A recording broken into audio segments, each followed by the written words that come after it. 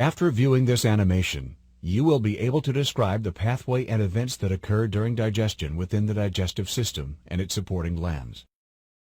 Digestion starts in the mouth, also known as the oral cavity, where mastication occurs. This is the process of chewing and mechanically breaking down the food bolus. Chemical digestion starts when the salivary glands release saliva into the oral cavity. Saliva is rich in amylase, an enzyme that breaks down carbohydrates. After the bolus has been broken down adequately, swallowing begins. The food bolus passes through the pharynx and into the esophagus. Peristalsis, which is rhythmic contractions of the muscle layers, pushes the bolus down the esophagus. The bolus passes into the stomach through the lower esophageal sphincter. This sphincter normally remains closed, preventing reflux of the stomach contents. The stomach is divided into anatomical regions: the cardia, fundus, body, and antrum. The muscular outlet of the stomach is called the pylorus. The surface of the lumen is covered in folds called rugae. Peristaltic contractions continue in the stomach, churning and mixing the food bolus with hydrochloric acid and the digestive enzyme pepsin. Neural and hormonal stimulation causes the release of pepsin by the stomach, which starts the chemical digestion of proteins.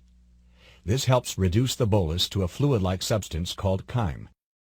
When the chyme reaches its proper softness, the pylorus opens and the chyme is slowly released into the first portion of the small intestine, called the duodenum. Peristaltic contractions continue in the duodenum. It is within the duodenum that the chyme mixes with pancreatic juice and bile. The process of digestion causes neural and hormonal stimulation of the pancreas to release pancreatic juice.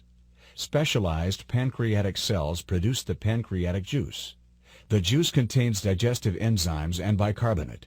The major digestive enzymes are amylase, which digests carbohydrates, lipase, which digests fats, and protease, which digests proteins. When pancreatic cells release the juice, it flows through tiny pancreatic ducts, which lead to the main pancreatic and accessory pancreatic ducts. Then the juice is released into the duodenum through the major and minor papillae, where it mixes with the chyme.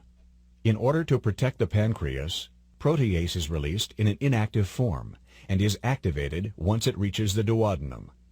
Bicarbonate within the juice acts to neutralize the acidic chyme, which creates a favorable environment for the digestive enzymes to function. Located above and in front of the pancreas, the liver has many roles, including the maintenance of metabolic homeostasis. The liver maintains this because it receives most of the blood flow via the portal venous system from the small and large intestines. This blood contains nutrients absorbed during digestion. The liver processes these nutrients and vitamins and helps detoxify the blood passing through the portal venous system. Another role of the liver is the production of bile, which is a liquid that contains bile salts and other substances. Bile salts emulsify fat within the small intestine. Liver cells, known as hepatocytes, secrete the constituents of bile into tiny bile canaliculi, which flows into larger hepatic ductules that eventually combine to form the right and left hepatic ducts. Bile then flows into the common hepatic duct and cystic duct, where it enters the gallbladder to be concentrated and stored. During digestion, the gallbladder contracts and pushes the bile through the cystic duct and common bile duct, where they join the pancreatic duct at the hepatopancreatic ampulla.